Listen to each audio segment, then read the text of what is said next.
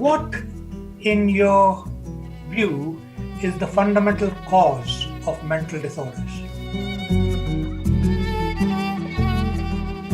As you see societies get more and more affluent, they start eating worse and worse food.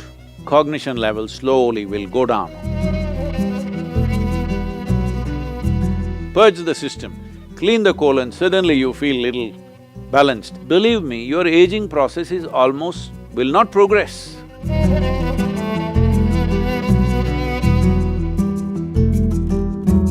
So, Sadhguru, what, in your view, is the fundamental cause of mental disorders?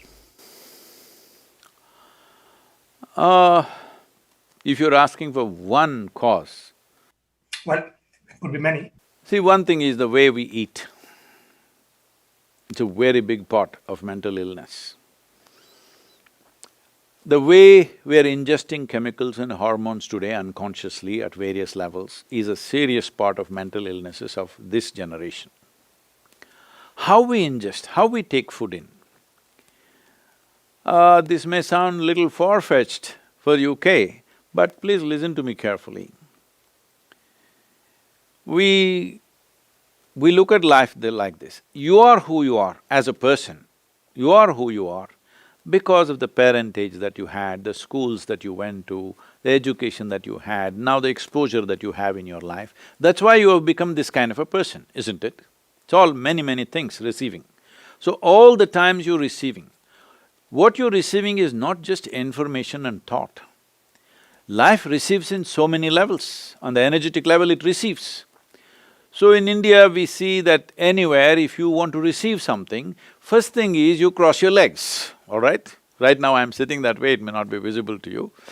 But first thing is cross your legs because we don't want to receive from the lower part of our body. We want to receive… anything positive means we want to receive from the upper part of our body. So if you go to some place where we think it's energetically strong, first thing is we cross our legs and keep our hands open. You know, in the yogic physiology, it's like this. There are 112 chakras, 114, but actually 112 within the human system. Out of these 112, there are 7 categories of them, 16 in each one of them. These 7 are generally known in the world today as chakras. So the first 3 are survival processes. And the in-between one is representing a meeting of this. It is from here on, from anahata onwards, which is enlightening processes of life. So in that sense, it is important you receive certain things in certain ways. Food is considered very basic level of reception. How we receive food, what we receive is very important. Today, what are we receiving? Right now, as you see societies get more and more affluent, they start eating worse and worse food.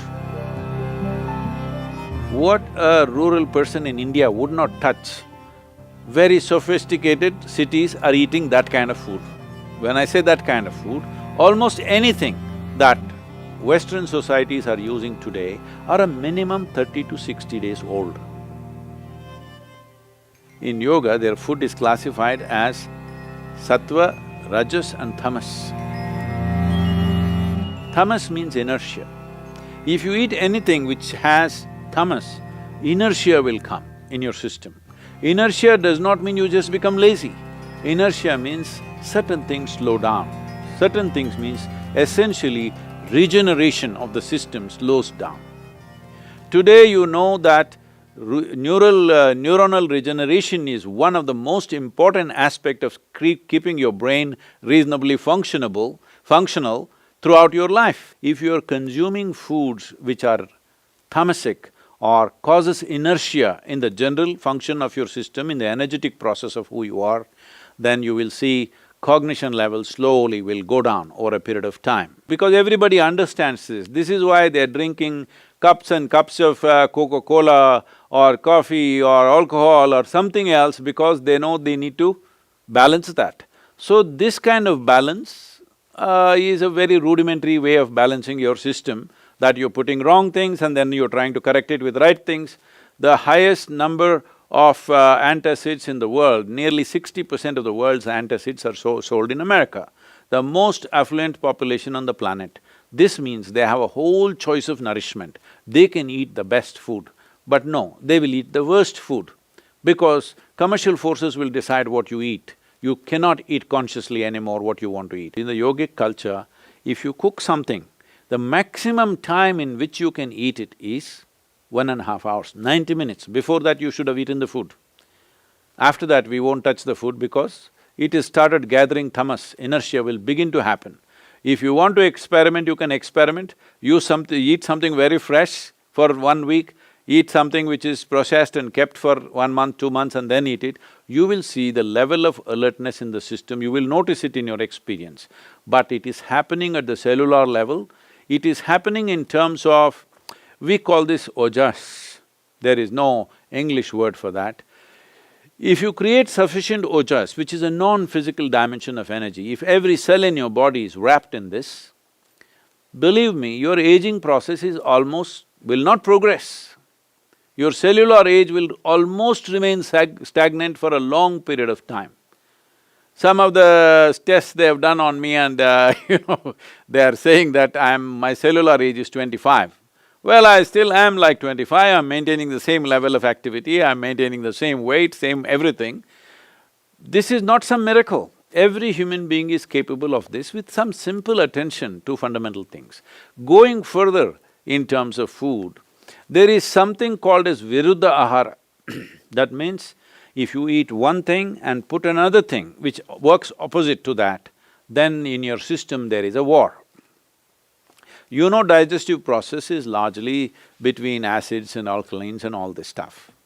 For example, you eat meat which is fatty. If you ate it by itself, it may not cause that much damage. But you ate that with rice and ghee, you call that biryani and you ate it. Now the damage is big because these two things will not go together. This is why any non-vegetarian food and milk-related food were never mixed, because the moment you mix it, it will go opposite to each other and you create a battle within yourself. In the yogic culture, food should not remain in your stomach bag for more than 2.5 hours. Within 2.5 hours, it should have moved out, you must be feeling empty stomach. Hunger will not come, empty stomach will come. And that is good. We want our stomach to be always empty because in an empty stomach, everything works well. And the colon health is something that's completely neglected today. If you do not keep your colon clean, keeping your mind in a balanced state is very, very difficult. So in Ayurveda and Siddha, first thing if you say anything, you are having sleepless nights, you are having disturbed something, mild, any kind of psychological problems, first thing is purging. Purge the system, clean the colon, suddenly you feel little balanced. So in the yoga center, the day starts with a small marble-sized ball of neem and turmeric. There are many aspects to this, of what impact it has on your system. One immediate thing it will do is, it will keep your alimentary tract clean. When we say clean, this is a region where you have maximum amount of other life. So within this alimentary tract, there are a whole host of microorganisms. Many of them have turned friendly to us. We are living because of them, we are able to digest food because of them. Many functions in the body happen because of them. But still there are many who are harmful to us. The uniqueness of neem, especially when it is taken along with turmeric, if these two things go together, largely those things which are not necessary for the body, those things which can harm the body, any kind of parasital life which is there, all these things get eliminated. It is not a whole solution, but it'll bring the basic necessary atmosphere in the body to make the corrections, either with medicine or with necessary practices, you can bring about correction. How do we apply this to a person who is suffering right now? That needs a compassionate approach, not a standard approach, my way or your way. It's a very silly way to go at it, that this is the only way it can be done, because that's not how human beings are. A judicious action of what could be maximum right rather than wrong, more right than wrong is all you can do. I don't think anybody has an absolute right about mental conditions that people are in.